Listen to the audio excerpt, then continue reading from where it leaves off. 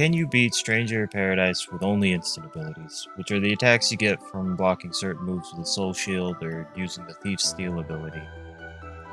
The rules are I can only attack with instant abilities, no party members, and I'll be on hard mode. Now, the challenge actually fails immediately at the tutorial. I can't remove Jed and Ash from my party for it, and this version of Tiamat doesn't use instant abilities. But it is just a tutorial and you can't lose, so I'm just gonna pretend it didn't happen and move on. Fast forward into Chaos Shrine, I give Jed and Ash the boot and swap my jobs over to Duelist and Pugilist so I can start working on unlocking Thief. Little ways in, I get my first instant ability Stone Throw from a Goblin, and it takes him out easily enough. Further on, I encounter the first Dark Vent. These continuously spawn enemies and have no instant abilities of their own, so I'll have to rely on whatever the enemies it does spawn has, while also avoiding them. This could become an issue later, but this one just sends out a single goblin that can throw multiple rocks, so it's not a problem. Though it does still take a bit, since without Thief I'm at the mercy of enemies being willing to help out. Just after that, I run into another potential problem. Elemental enemies are going to have instant abilities of their element and resist that ability. In this case, bombs are completely immune to fire, but fortunately for me, they just blow up if they get hit by too much. I continue on with not much noteworthy happening, more goblins, more vents. I fail to kill a cactuar, and I eventually come to a room full of wolves, which have no instant abilities of their own. While I could have just ran past them, I figure this kind of situation is the point of this kind of challenge, so I run back and forth between them and some nearby bombs to keep grabbing fires and slowly work my way through them. I move on to the final set of vents, taking out one of the smaller ones to reduce the enemy count before turning on the larger one. More enemies certainly make these more hectic, but it still wasn't much of a problem, ignoring that I almost died. After that, it's the last stretch before the boss, which I just grabbed the key and ran past all the enemies. The skeletons won't use their instant ability unless they get hit twice while blocking, and I've already 180'd on my previous wolf stance and decided I can't be bothered. Now as for Chaos Advent, it's a straightforward, simple boss. The only instant ability it has is Blaze. At least during the first phase, there doesn't appear to be anything I can do to encourage him to use it more. Without Thief unlocked, it's a slow fight, but it's not difficult. In Phase 2, he becomes a lot more aggressive and starts chaining his attacks together on top of gaining a few new ones. I died once from a mistimed Soul Shield, but it's still not difficult. He does seem more likely to use Blaze in this phase, while he doesn't have his Ice Sword, so I try to stick around him to get him to use Blizzaga and destroy it. Like Phase 1, it still takes a while, but he eventually breaks himself against my shield, and after a somewhat lengthy fight, the first boss goes down. Before rolling on to the Baroka Seagrot, I unlock Thief, which will make things easier going forward, since I won't be reliant entirely on the generosity of enemies to get instant abilities now that I have Steel. I also make the incorrect choice to switch to Lancer as my secondary job to work towards unlocking Monk.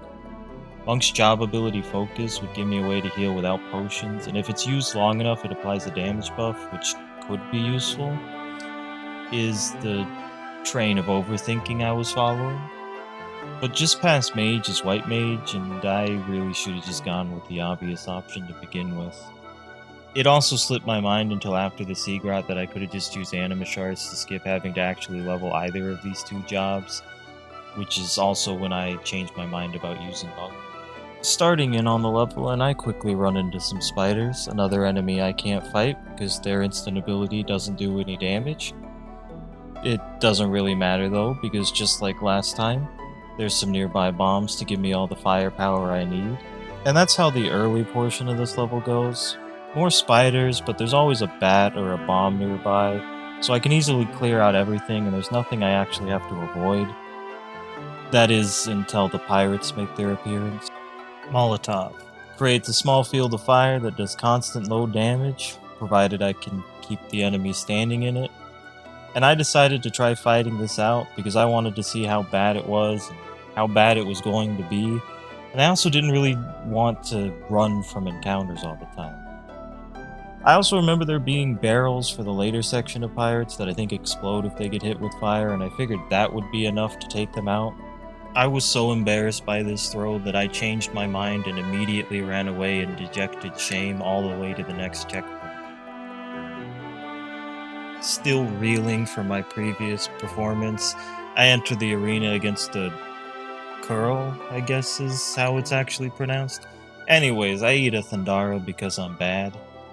It's a mini boss, so its HP is way higher than it would be normally, and it also resists thunder, though with enough hits I can remove that resistance. Still, one cat's not really that difficult of a fight. It does take a while, but it isn't hard. Moving right along, I encounter a few more pirates, and I think this is my time to redeem myself.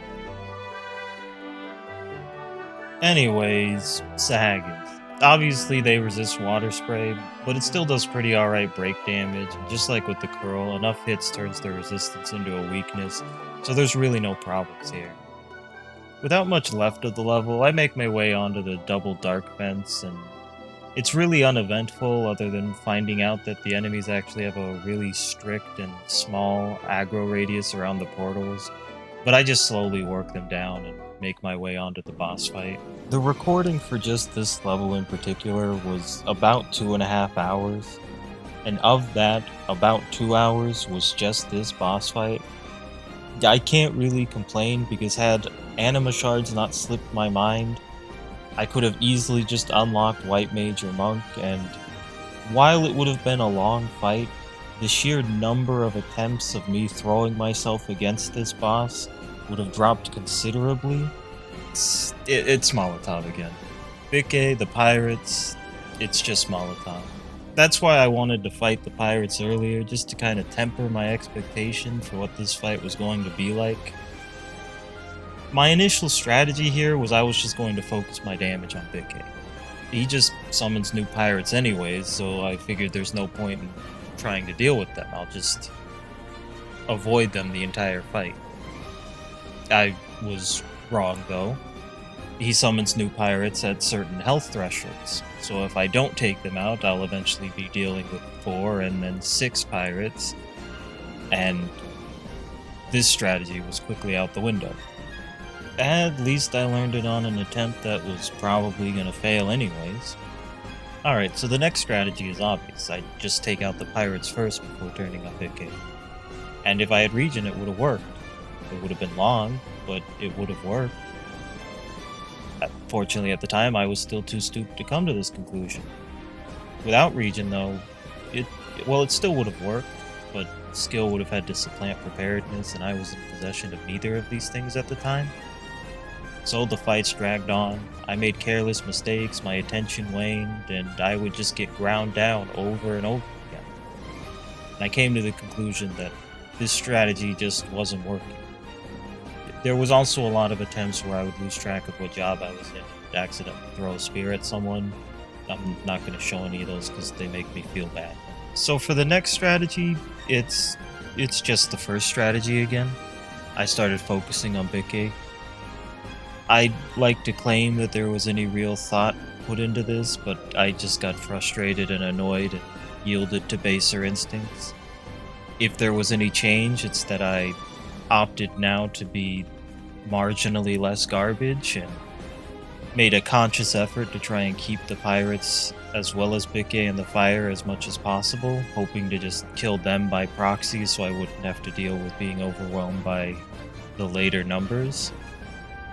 It took a few tries still after this, but eventually, after an 11-minute fight, Bikke finally goes down. Starting in on the Western Keep, I've fixed my healing concerns by unlocking White Mage. Now I have access to Regen, Cure, Protect, and Shell. Mostly Regen though. I rarely used Cure because of its high MP cost, and I don't think I ever ended up using Protect or Shell. There isn't much to talk about for the level itself. The initial room takes longer than it probably should have because the goblins have discovered technology, and I kept eating crossbow shots while going after the other enemies. Eventually I make it outside where a giant ballista begins firing at me. It's not really an issue though, since it's easy enough to avoid, and even if it does hit me, it does surprisingly low damage to the point that it's more dangerous to the enemies than it is to me. Skipping straight to the boss fight against the Black Knight, and this could not be more the opposite of what Bikke was. Yeah, it's annoying that he uses unblockable attacks so much, but Trample does amazing damage, and this fight was really just relaxing and easy by comparison. I also learned that you can actually steal Windstorm, which is specifically the Knight's instant ability from Phase 2. It's a much worse skill, but I had no idea you could actually get it in Phase 1. Phase 2, he's off the horse, he's more aggressive, and like I said, Windstorm is a way worse skill than Trample was, but honestly, anything is much better than Molotov. The only real gimmick of this phase is that he occasionally makes clones of himself, but those clones are weak to Windstorm, so this challenge just kind of naturally deals with them.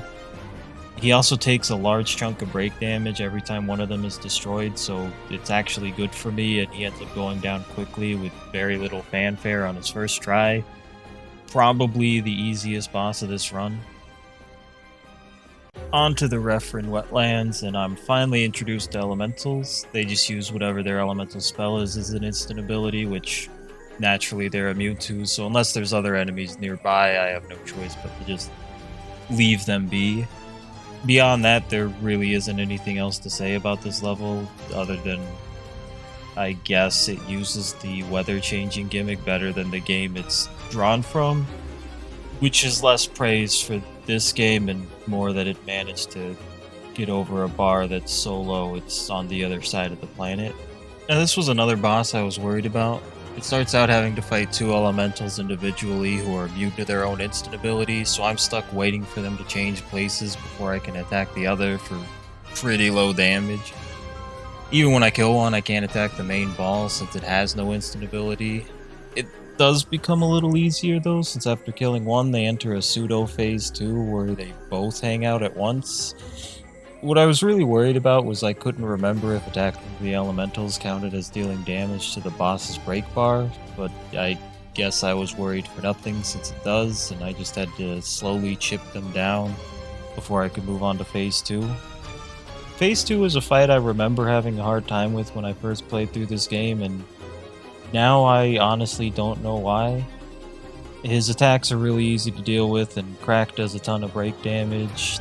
I did get grabbed an uncomfortable amount of times, but it did a lot lower damage than I expected it to, and honestly, this was even easier than the Black Knight was. Onto the Crystal Tower, where I encounter my first Gigas, the stronger variant of it too, and he quickly beats the hell out of me. Overconfidently, I hadn't bothered activating the elevator shortcut back to the beginning of the tower, so I ended up having to run back through everything to reach him again for my rematch. I take him out easily and grab the Proto Cube and start in on the next area. The next segment features lasers that need to be activated with magic to fire at crystals to open up the pathway through. This is actually the majority of this area as a level, but the instant abilities of all the enemies here work for activating them, so I don't really face any issues getting through all of it. I also decided for no particular reason to take on the Tomberry along the way. I've been avoiding these the whole run because they're spooky. He humbled me immediately on my first attempt. After I quickly get my revenge, I move on to the Dark Vent before the boss, which are apparently thirsty because it seemed to just drink up all the water I threw at it, so rocks it is, I guess. Past that though, I'm at the Chimera, and Dark Cannon's a solid instant ability for this boss. He just likes to fly in the air a lot, which leaves me sitting and waiting for a lot of the fight for him to come back down. The snake also frequently tries to silence me, which, if I do get silenced, leaves me unable to do anything other than wait it out, since I haven't unlocked Chakra yet to remove it. I also learned that you can apparently soul shield the silence gaze, which I'm pretty sure isn't how any of the other gaze attacks in this game work. With phase 2, he's now grounded, and all of his new heads are individually attacking constantly, which for the most part is actually a good thing, since it means they're constantly feeding me instant abilities to throw back at them. On top of that, they can easily hit multiple heads at once, doing even more break damage, and my unfortunate death aside, the Chimera is probably easier than the Black Knight was. Finally, I'm on my way to the first of the 4 fiends. I fight my way through some robots, learn the ones with hammers have no instant abilities to make use of, so I guess they win this time. I turn on some turrets that I can't fight since they lack instant abilities as well, and then, for reasons I can't understand in retrospect, I choose to fight a group of flans and an elemental. Acid is a pretty bad ability, and altogether this pointless fight took me around 5 minutes, and I didn't even finish it because I lost interest on the last flan and just ran off. The next group of flans is much simpler though, since they all just die from the terrible interior design. I passed through another dark vent. These haven't been an issue so far, so maybe I was worrying about nothing back at the Chaos Temple.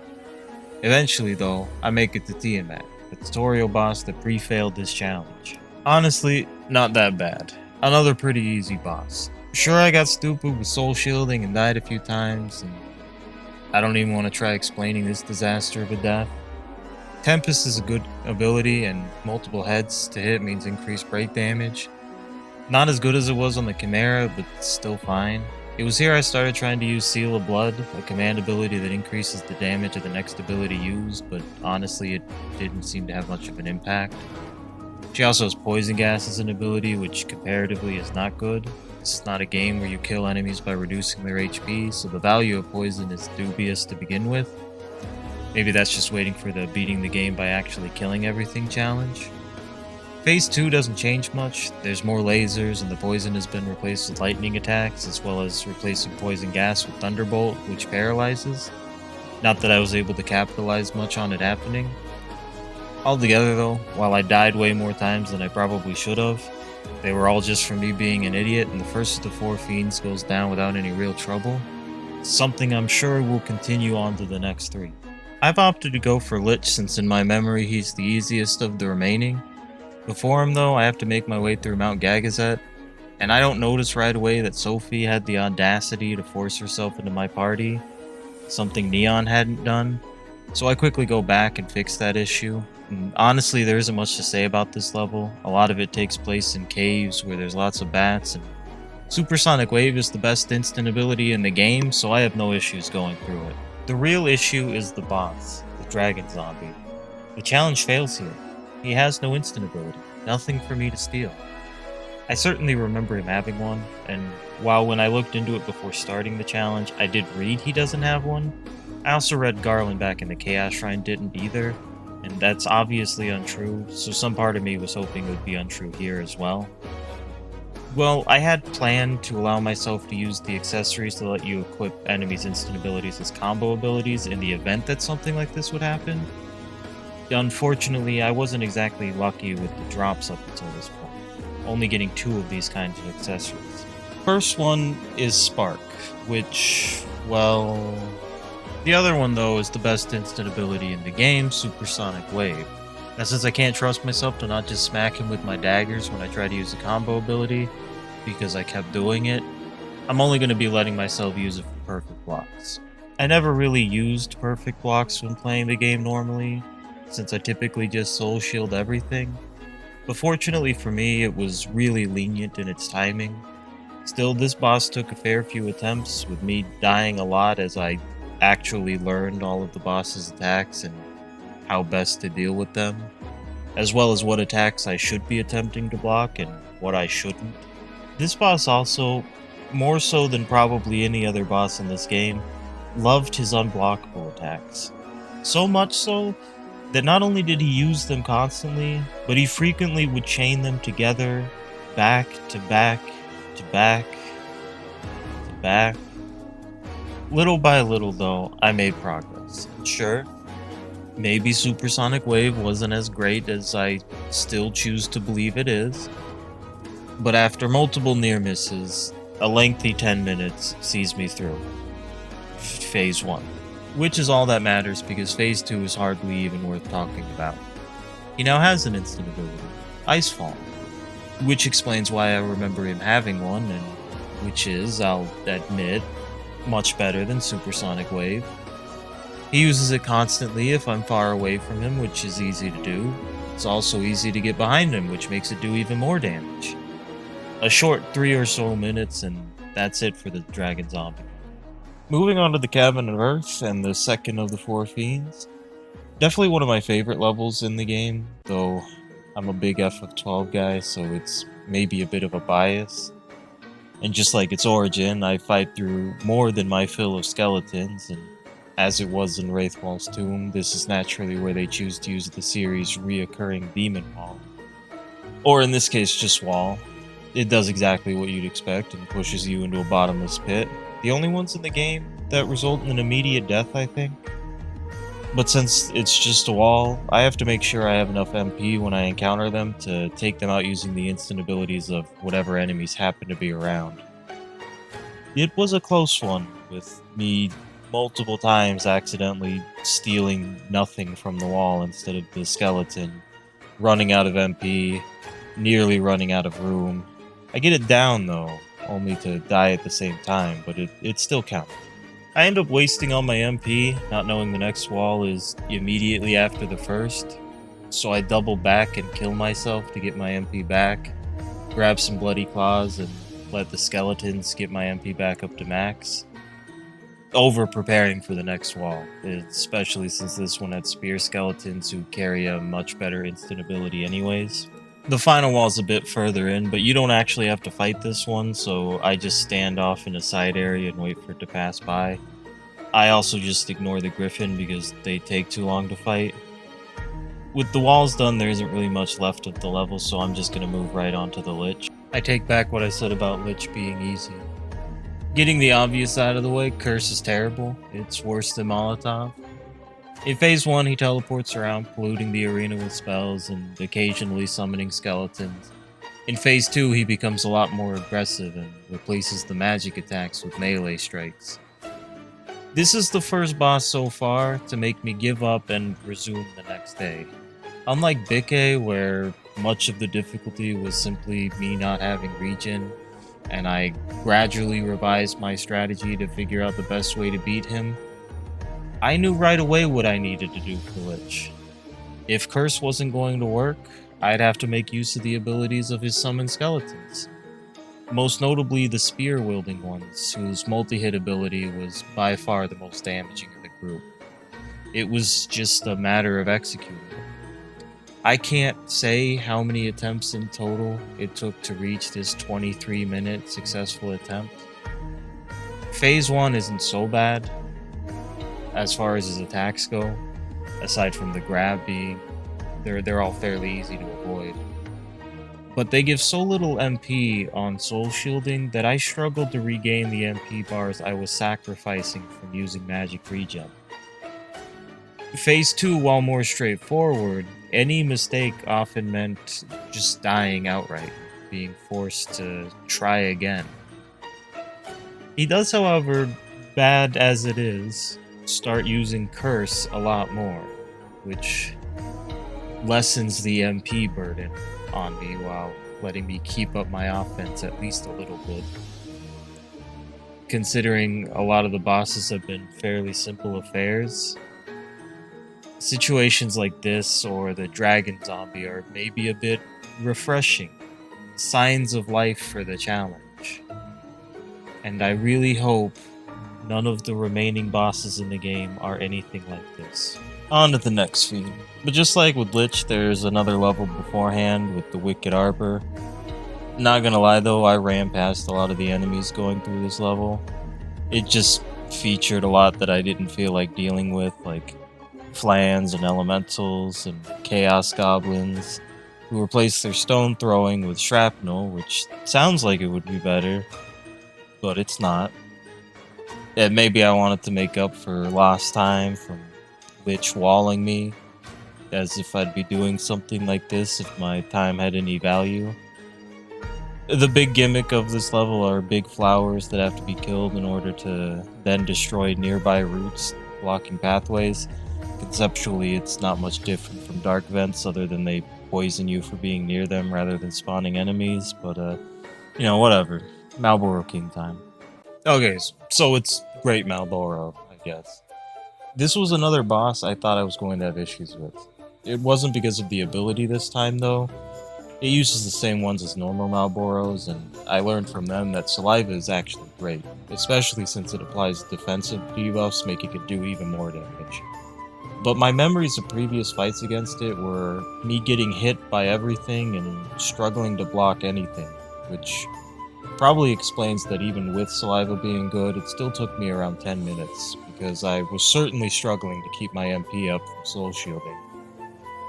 But still, it only took a single attempt, so it wasn't so bad even if I'm still pretty bad at this boss. And while it was lengthy, and I took plenty of embarrassing hits, especially during Phase 2, it's back to smooth sailing and on to Maryland. Entering Mount Golg, and it's a lot of bombs, fire elementals, and goblins, so not much to talk about there, other than shrapnel is still a far cry from throwing rocks.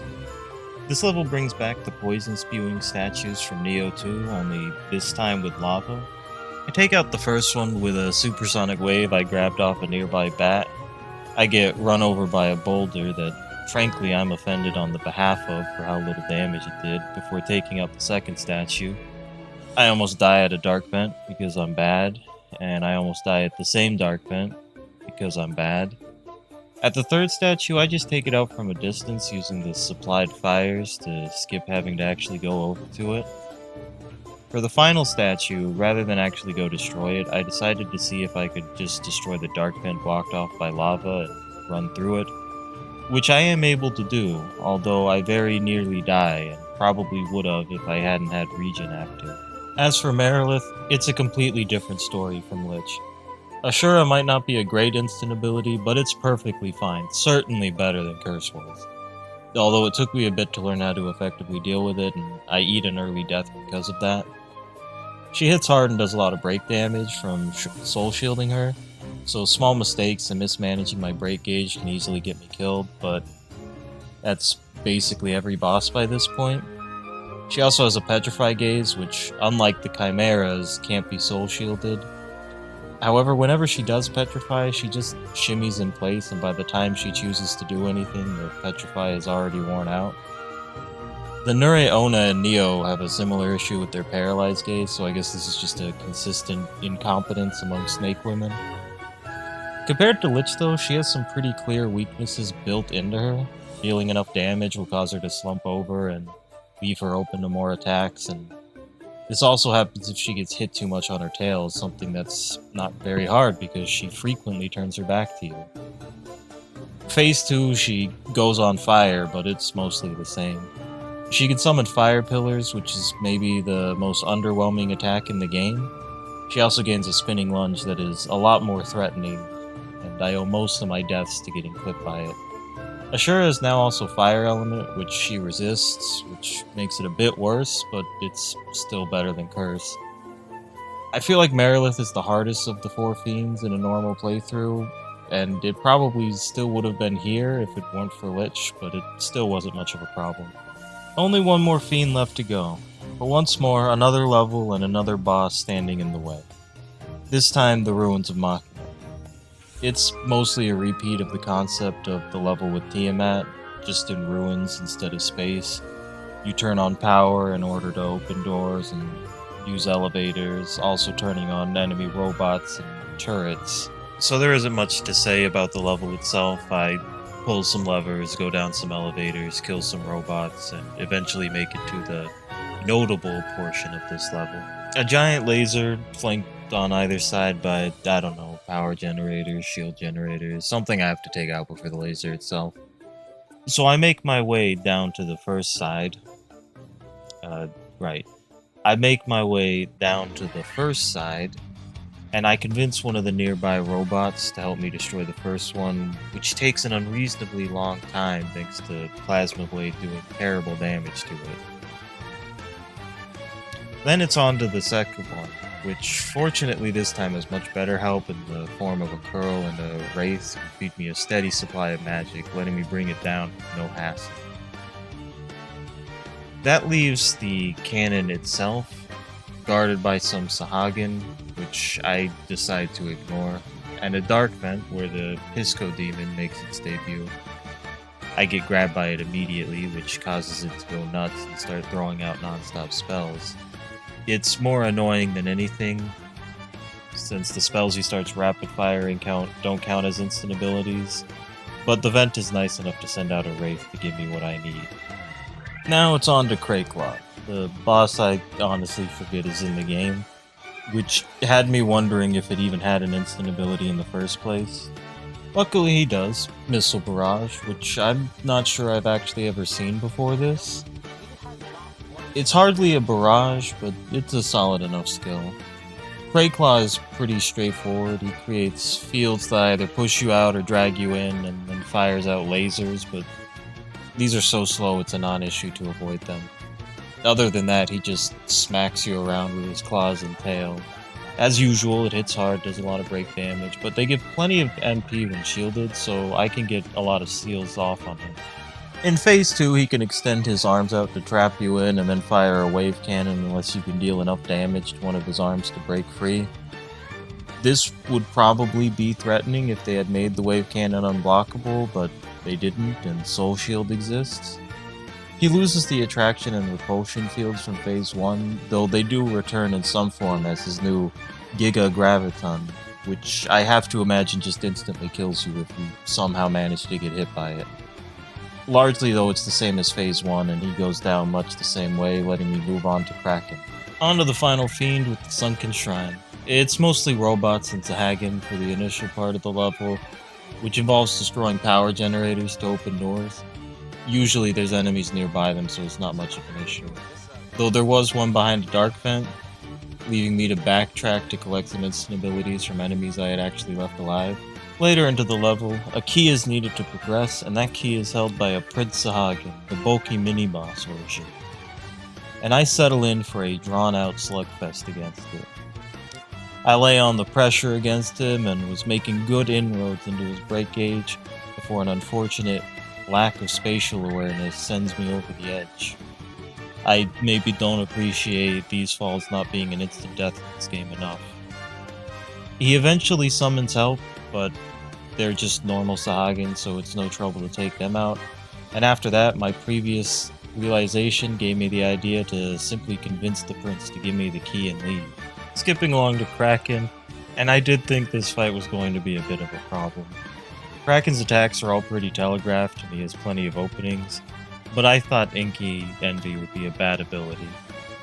Just assuming shooting ink wouldn't be good. I was completely wrong. It's perfectly fine on its own, but it also applying defense downs makes this a repeat of the Great Malboro. Arguably easier since Kraken's attacks are mostly linear and easier to read and avoid. Phase 2 doesn't change much. He shoots bubbles when he spins now, and in his charge he jumps into the water and leaps out to attack. You're supposed to set off one of the bombs to stop him from doing this, but that's not really easy for me to do. It doesn't matter though, since the attack can be avoided by just moving to the other side of the arena. This also puts some kind of water armor on him, and the bomb would have prevented that as well, but I genuinely don't know what the water does, so I just ignore it. Unfortunately, Kraken is a poor showing for the final fiend, and he ends up being the only one of the 4 that I beat in a single go. With all 4 fiends out of the way, it's on to the first of 2 Cornelia segments that involve combat. Jack and company come back and get blamed for climate change before the city is attacked by monsters and pirates. Luckily, the only pirates are the initial 3 at the start, and they're just as tedious as they were before. But the rest is mostly a slog through Sahagin, so I'm gonna move right onto the boss, the refight against Bikke, or maybe technically Bikke's long-awaited Phase 2. Just as before, it's Molotov. Bikke has a single new attack that does little to change him, and he doesn't summon pirates anymore to reinforce him. More so than that though is just the progression since then. Obviously I now have the regen I should have had back then, but by this point I have enough Thief affinity bonus to give me the full damage boost on instant abilities, as well as the skills that allow me to get more uses of instant abilities from stealing and soul shield. I regularly had 3 or even 4 Molotovs burning him down at once. It was completely different from the fight way back then, and I easily tore through his health. And with his defeat, he directs me to go find Astos, which leads into the next real level, the Ancient's Tower. Getting close to the end now. There isn't a ton to talk about in the level itself. Its main gimmick, and by gimmick I mean the thing it does twice, are spots where force fields are put up and you're ambushed by enemies. I wasn't paying much attention during the first one and just sort of autopiloting through the level, so I didn't even notice when I had destroyed the thing generating them. And because of this, and because I couldn't really remember, when I arrived at the second one, I had managed to convince myself that it must just go away when the enemies that ambush with it are all gone. So I went through the slow process of taking out the Mad Gigas and ignoring the generator, and I was wrong. I had screwed myself and effectively soft locked myself by no longer having an instant ability to use to take it out, leaving me with no choice but to exit the level and restart.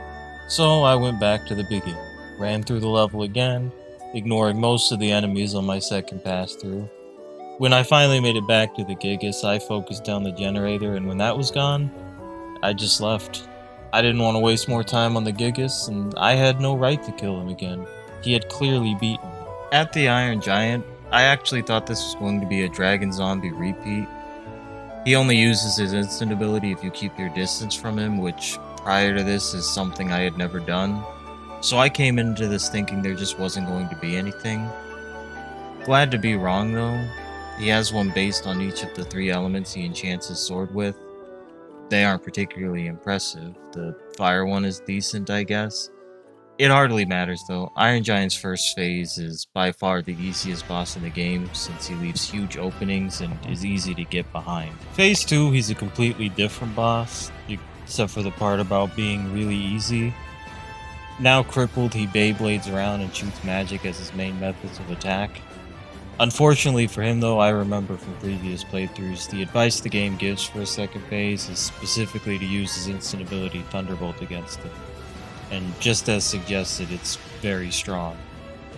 Ice Crush, another ability he has that I wasn't aware actually existed, is also pretty good.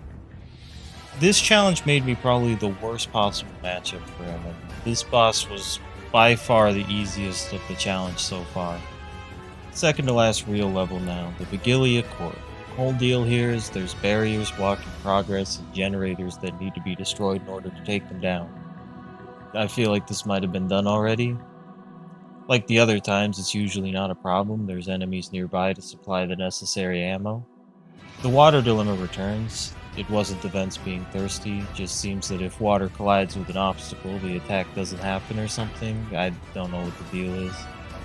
I almost suffer an embarrassing death at a vent from 2 overly intimate bats. I then suffer a more embarrassing death immediately afterwards. At the next power generator, I make the mistake of killing everything nearby it, which left me having to spend the next 3 or 4 minutes backtracking until I found some enemies. I thankfully had the foresight to grab 2 supersonic waves because I would have been sent back again otherwise. The dark vent concern I had way back at the Chaos Shrine finally comes true, entering a small room with 3 vents with the pissed off Gigas returned from the previous level to finish what he started. I died 7 times, mostly from the Gigas ramming me or getting hit by a spell just after taking out his vent. With him gone though, the other 2 vents aren't an issue, but now a tragedy of my own making strikes. 2 more generators, no enemies in sight. I have to backtrack, back down an elevator in search of enemies. I grab 2 arrow thrusters from a bat in return, only to see it do barely half the generator's health. And I shamefully throw the challenge aside and make use of my supersonic wave accessory. To add to the shame, I also hit one of the generators with my daggers in the process, further ruining the sanctity of the challenge as I move on to fight the Behemoth. With Behemoth, Comet and Lightning are my abilities, and both are plenty good enough. At the start, it seemed like this would be a really quick and easy boss, but once my MP started running out, things slowed down significantly. Despite the chunky damage he throws out on every hit, he gives a surprisingly small amount of MP back per soul shield, and he doesn't actually use his instant abilities that often, on top of frequently using unblockables like Heave. So as my opportunities to attack dropped off, I ended up eating a death just before reaching phase 2. I make it to phase 2 on the next attempt, where he starts sending out crystals on most of his attacks, similar to what Garland did with his ice sword way back when. He starts using lightning more often, which is nice. He also has Mega Flare now, which you're supposed to stop by hitting him in his legs, but I don't think I've ever managed to do this on a normal run, and I'm certainly not going to be able to this time. But you can just stand somewhere safe to avoid it. I didn't, though. Shortly after that, I eat a death to a mistime Soul Shield, and it takes several attempts before I make it back to phase 2. This time, though, I shape up, actually avoid a couple Mega Flares this time, and that's Behemoth. Had to work for it, but not too bad. I'm just going to go over Terra Tutorial briefly, since there isn't much to cover in the level itself. You travel down 3 paths to take out a Dark Vent before getting sent back to the beginning to go down the next one, and I largely just ran past most of the enemies on the way to each vent. The first vent sends out an Araman and some worms.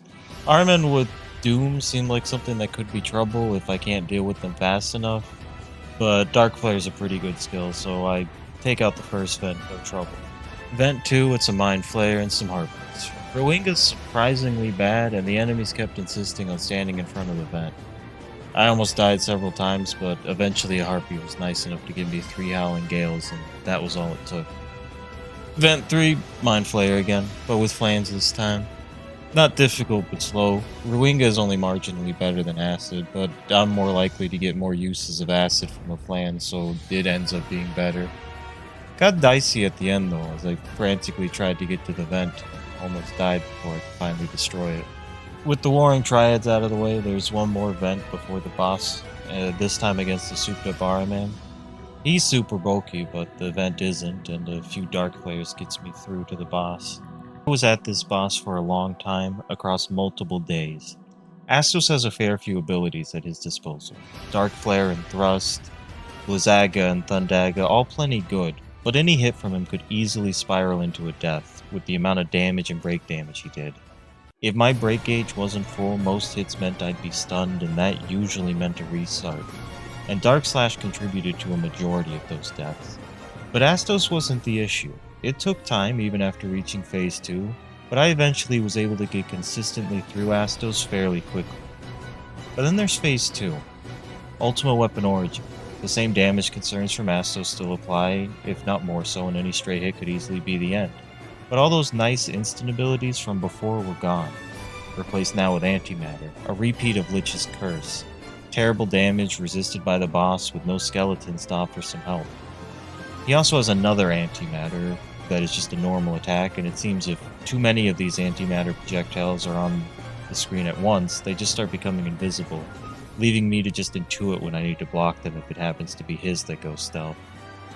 With the damage being as low as it was, and with him at least having half his health bar gone from being the second phase, I convinced myself that I would end up winning by reducing his HP to 0 before I managed to break him. To that end, Ultima, while very aggressive when nearby him, has a tendency to just scream into the void if he's far away, and doing little to nothing giving me time to let regen heal me up, furthering my belief that I needed to take this slow and passive route. Through the attempts, I tried bringing in Blizzagas or Dark Flares from Astos just to give me a head start, making use of command abilities, Blood Seal, and Summon Tachi to boost the low damage of Antimatter, anything to try and speed things up. But it wasn't enough. Attempt after attempt dragged on, and 15 to 20 minutes saw me barely reducing its HP by half. Unfortunately, I don't seem to still have any of that footage of these attempts. They must have gotten rounded up in the surely I don't need this many hours of me losing stockpiled. But through these runs, as I learned him front and back, and became more comfortable baiting certain attacks to block to keep my MP up, I realized just how stupid I am. The break gauge regens from not taking damage for a while. I know this, it's the core of the game. Same for me as it is for enemies. Of course, what little break damage I was doing wasn't adding up with a passive strategy, allowing him to sit in a corner, regaining it while I regened. Up close though, constantly soul shielding him to deal additional break damage, it added up fast. This wasn't a repeat of Lich at all. This was a repeat of Decay. I had convinced myself of a losing strategy and stubbornly dug in my heels. It probably would have taken close to, if not over 30 minutes for me to just beat phase 2 doing it this way. It took just over 5 minutes. Just by not being intimidated by his damage and sticking close to him, it only took 5.5 minutes. I can't even really say this was instant ability only. Not for this boss. I probably did as much damage through soul shielding as I did from antimatter. This was by far the most difficult boss across this entire challenge, and it was entirely because of me. Which is why I'm going to quickly move on from it and never look back. It's time for the second Cornelia combat segment, which I'm also not going to waste much time on. Your party leaves you during it, so it's solo even on a normal playthrough, and probably because of that they softball you on the enemies here, being mostly worms and flans. Now the very end of this segment I thought might be an issue. First, it's a fight against a group of enemies, notably the R-Man who spends the entire time throwing balls out that cover a lot of space, but I was able to just draw the other enemies to the gate to deal with them before it.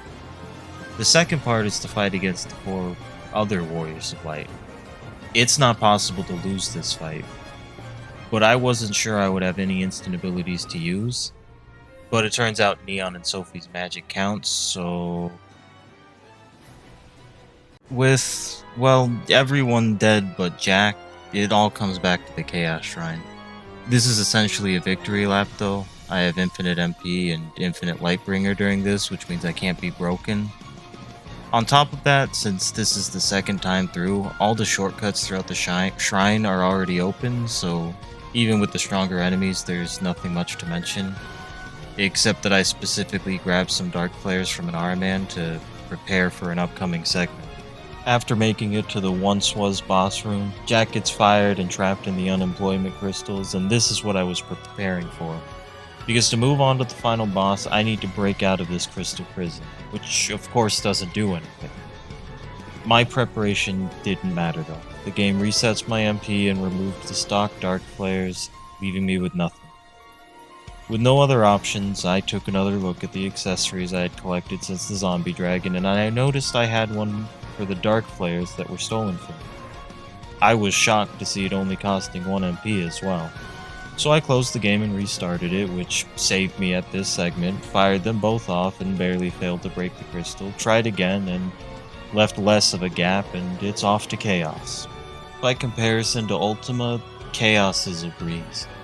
He has an ability for each of the 4 elements, and they're all pretty good, Malicious Waters being by far the best. He's overall a pretty straightforward boss, simple punches and kicks for most of his attacks, and his bigger attacks have a lot of startup, making them easy to just walk away from. Phase 2 returns to being a victory lap with an infinite MP and permanent Lightbringer, or it should have, but I quickly eat a death to him. Then another in Phase 1 trying to get back to him. He's a lot more aggressive in Phase 2 and uses a lot of multi-hitting attacks that I attempted to shield more often than I probably should have. But once I was back on him, it was a quick fight thanks to Lightbringer, or I guess it's Chaosbringer now, increasing my damage. With Chaos done though, I can now say that no, you can't beat Stranger in Paradise using only instant abilities. Zombie Dragon saw to that. Still, I had fun.